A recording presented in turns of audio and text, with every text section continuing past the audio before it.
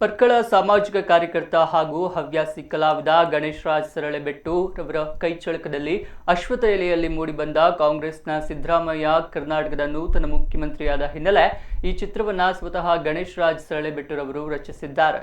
ಅಶ್ವತ್ಥ ಎಲೆಯ ದೊಡ್ಡ ಗಾತ್ರದ ಎಲೆ ಆಯ್ಕೆ ಮಾಡಿ ನಂತರ 15 ದಿನಗಳ ಕಾಲ ನೀರಿನಲ್ಲಿ ನೆನೆದು ಸ್ಟೆನ್ಸಿಲ್ ಚಿತ್ರ ಕಪ್ಪು ಬಿಳುಪು ಬಣ್ಣ ಬಳಸಿ ಸಿದ್ಧಪಡಿಸಿದ್ದಾರೆ.